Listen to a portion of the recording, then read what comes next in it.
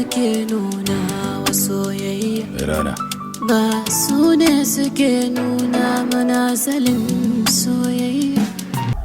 Tunda har na yi kuskure kuma na gane to a tunanina ya kamata a ce kin yafe. Haka ne. Bai kamata a ce wai ni na kaskanta a kanki ba. Lu, yayi Alami. Abinda nake so dan Allah, ina so ka manta da ni. Ai baka sani ba. Ka san kana da karfin iko a kansa. Duk abin da ka gaya mai zai yi. Okay. Good. Na ki tunanin kenan. In zama tsohon banza? Mutane suna ganin da daraja da girma sai in zo in ce a'a. Never. Never. Me yake faruwa ne? Lafiya na ganka kai shiru? So ne ba damuwa.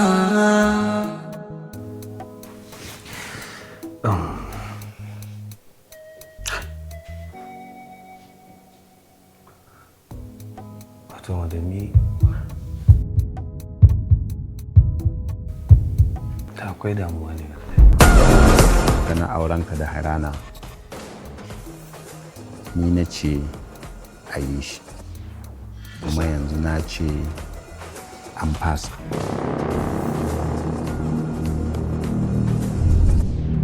Haye bas ana yi wallahi muna jin daɗi. Hello? Ai hanya ɗaya ce kaɗai ta rage gare ka na mallakar Hairana.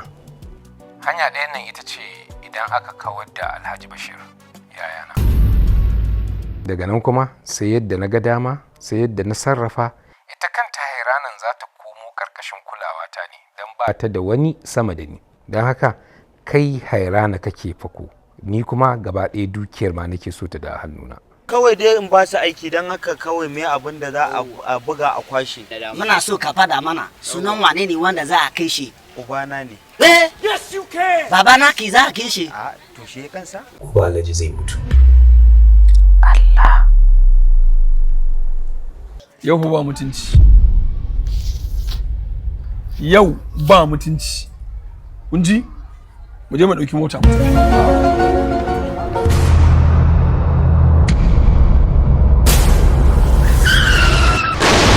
Sa motar nan wuta.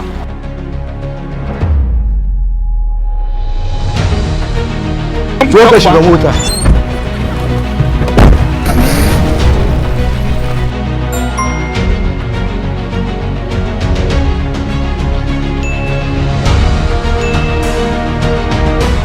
Aisha. Ai magana ɗaurin auren nan alakatar.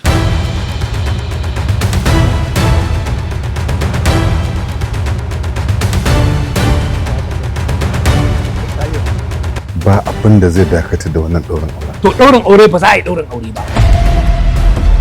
Ɗaurin aure za a ɗora shi. Ɗaurin aure ba zai yi ba. Ɗaurin aure zai yi.